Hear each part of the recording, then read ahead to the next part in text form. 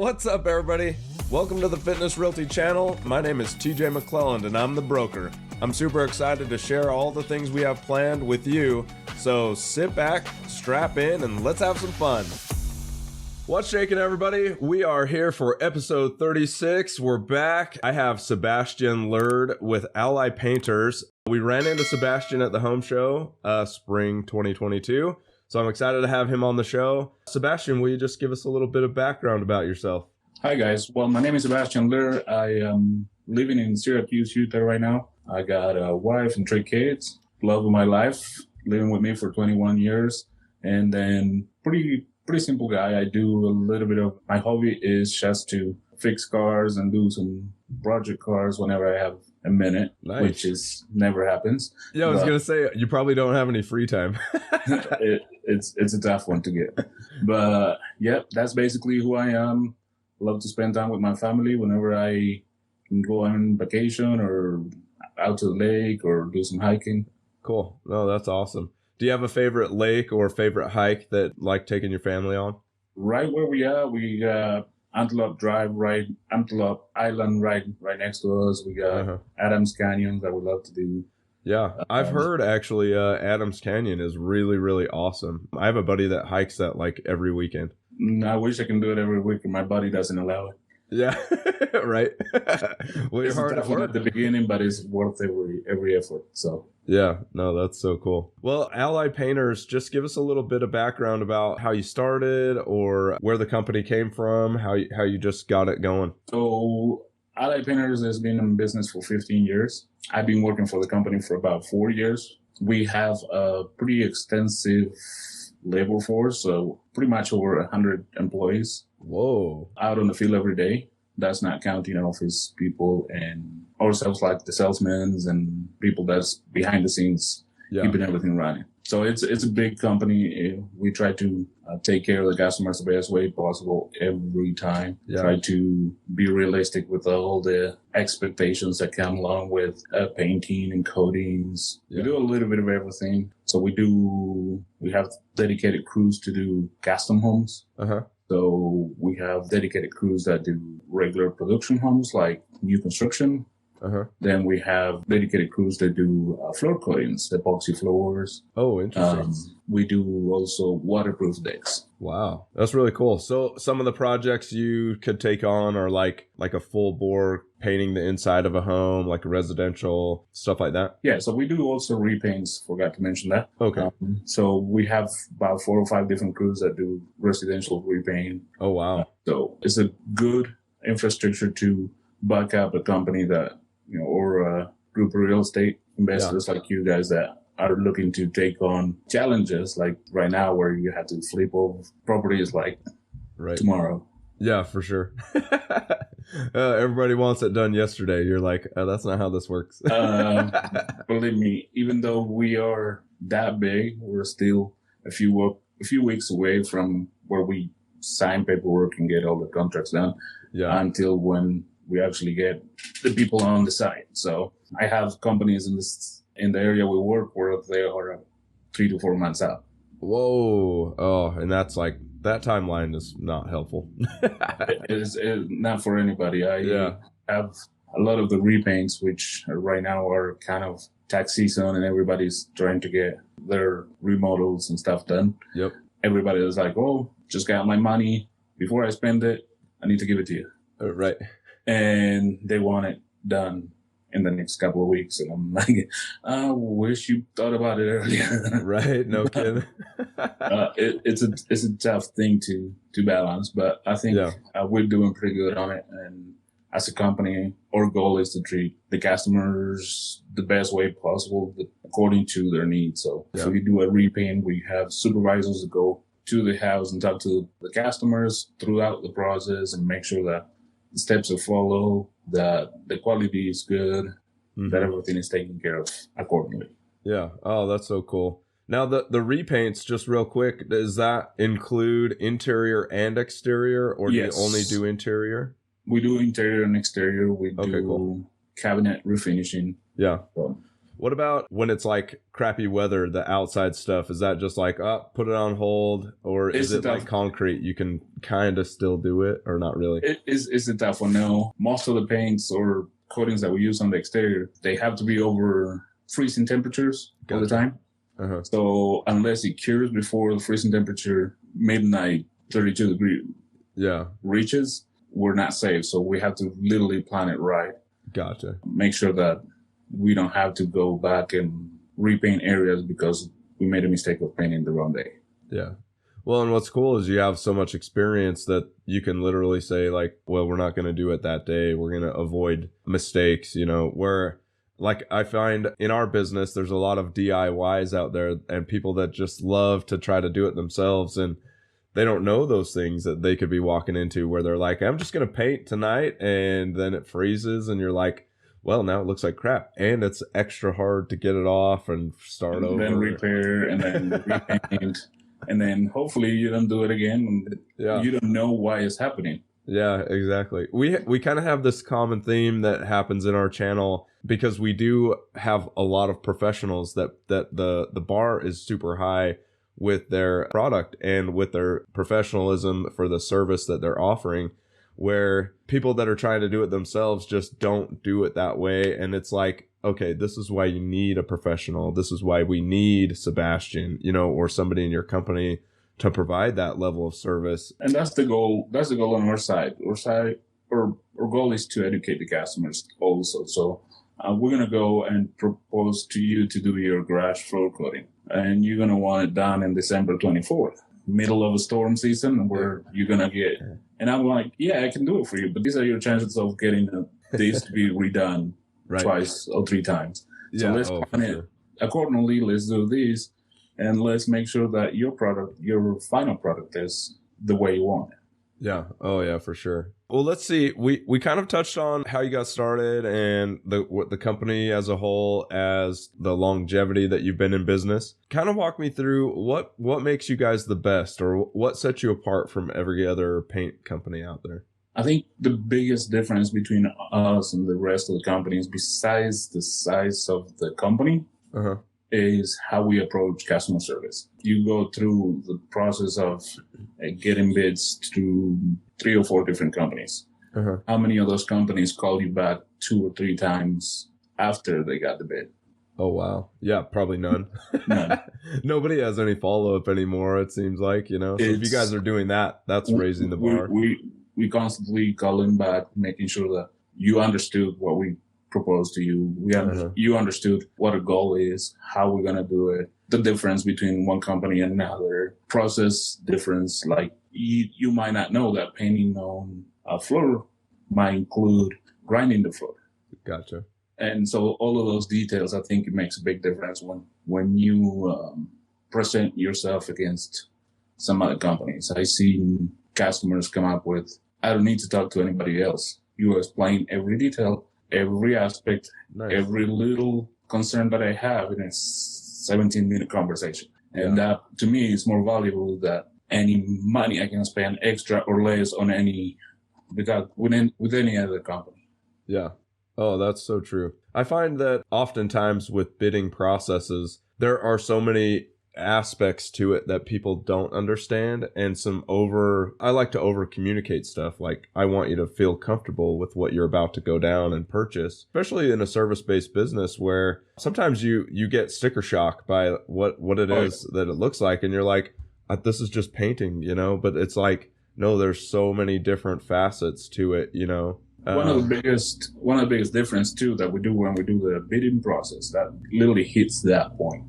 It goes to how I present bidding to the customers. I don't tell them I'm going to paint your house for this much money.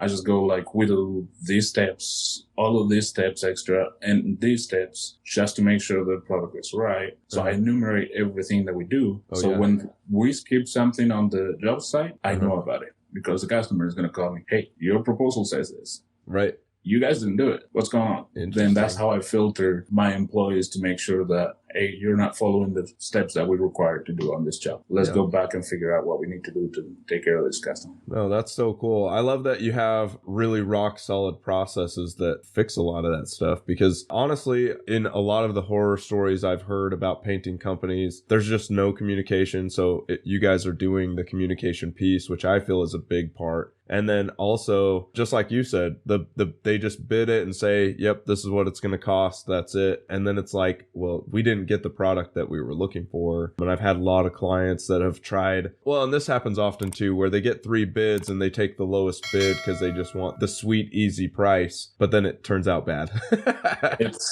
You will be surprised at things I've seen in the past where there is a company that went over and paint, let me make it simple, a 15,000 square feet exterior. And actually it wasn't paint, it was stain. They decided not to clean the exterior properly. And they apply a stain over. Oh, jeez. They call us after they put about $20,000 in work. Whoa. They call us back and they go like, hey, you have to see how we can fix this. We pay this guy. We can't get a hold of him. We can't get it fixed. What do we do? And his sticker shock was later when he realized that now he has to spend another 30, 35 to fix it right. Yeah. And it was not a cheap job at all, but done right, looked perfect. Yeah. It was a cabin in the middle of Park City. That cabin sale price was about $9.5 million. Oh, wow. And they bought it with the intention of flipping it down the road. Yeah. And with the exterior looking like that, they're like, we're not going to make anything on this because it looks so crappy outside. So they realized at the end that the difference is on the process. Yep. And yet, good luck going with the cheapest one, because if they're doing it way too cheap, it's because they're literally skipping steps and not doing the process like they should. Right. Well, and that's that theme that we talk about. You get what you pay for in service-based industries. And that's what I like about what you talk about is your level of professionalism and service to the customer is way above just so many companies, so it's awesome to hear that. That's appreciated. And we spend a lot of money on employees, on supervisors, and making sure that the supervisors are on top of it. We all make mistakes. My supervisors, my painters, me, everybody does. The good thing is we are there to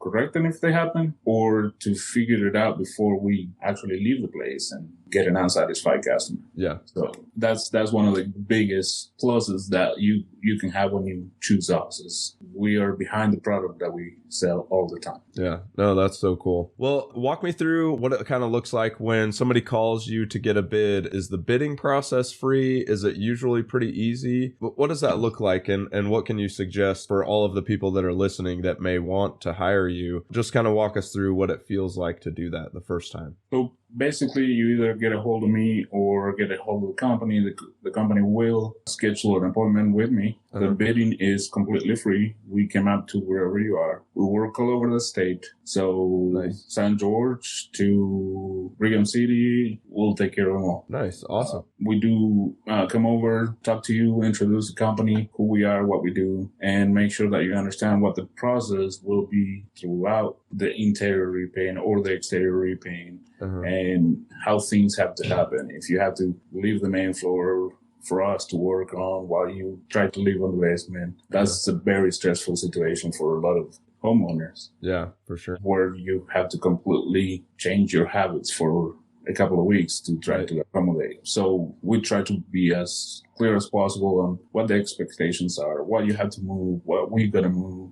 Yeah. And what we're going to take care of while we do the whole process. After we have that conversation on site, I take all my measurements and pictures and everything that I need and create a proposal. Usually within a couple of days, you'll have a number from me with possible starting date. And then after that, finishing up the details like selecting colors, selecting the materials if we're doing floor coatings and stuff like that. Yeah. And then after that, once we sign and get the deposit and get all the selections made, we give you a final starting date a couple days right after. Yeah. No, that's so cool. Well, I had a weird side question when you were talking that popped into my head. As a painter or in the painting industry, do you have a favorite paint color for the inside of a house? I'm just curious.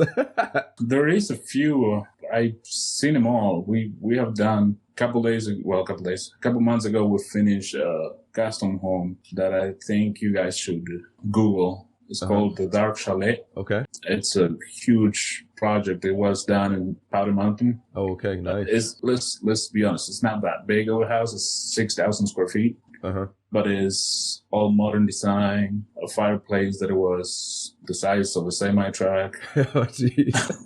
Yeah, all metal. We have bondo, sand, and prep that fireplace for 3 or 4 weeks. Oh, wow. Before we can paint it. Yeah. So that was done on a white color.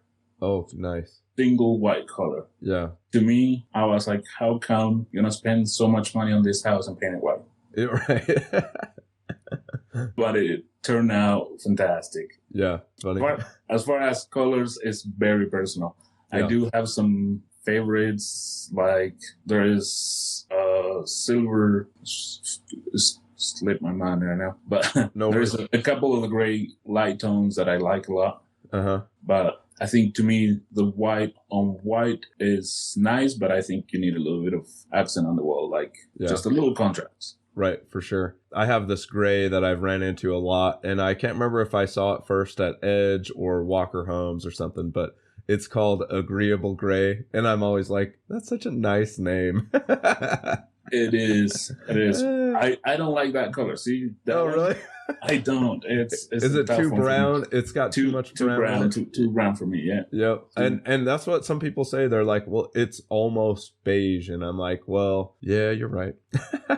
Yeah, that's why they call it agreeable gray, because that's the closest to a gray you want to go if you don't like grays. Yep, exactly. And my wife hates it. She's like, that is not agreeable. I'm not agreeing to anything. I'm like, whatever.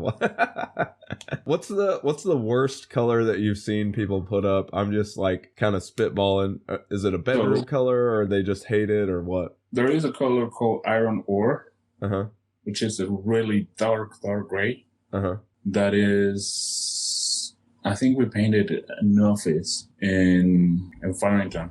That it literally is almost black. Whoa, jeez. It's almost black, and they painted walls, ceilings, and trim all the same color. Oh, jeez. It looked all right when it was finished. Yeah. But on an office, I think I fell asleep 5 minutes into my workday. Right? You're like, I feel peaceful. Just, Yeah, no, this is enough. Oh my gosh, that's awesome. Okay, well, I think we've covered a lot of that stuff. Do you have any just last minute crazy stories that you want to lay on us? Maybe something crazy you've seen? The craziest thing that I've seen was that house in Powder Mountain. Oh yeah. That's to give you a quick rundown. Smart screens on every room of the house. Yeah. So instead of having regular switches or anything like that, you have a 7-inch or 8-inch smart screen on every room. Whoa, where you can control your lights. You can control the heating on that room. You can control, you can see the cameras throughout the house. Whoa. You can actually turn your coffee maker from there. Nice. Open your, what is it called? The little pantry where your coffee maker is from those screens. Oh, wow. So there is an option where you can actually wake up in the morning. The system will set your alarm. It wakes you up in the morning, and it asks you on the screen, will you like coffee this morning? If you hit yes, it opens the little pantry, pushes a coffee maker out, and it starts making the coffee for you. Oh, man, that's awesome. So by the time you get to the main floor on the kitchen, your coffee is ready to go. Yeah. I love that. I love what people can come up with, like how they use technology in their life, and people are really becoming ingenious right now. I think it's cool. Let me put it this way.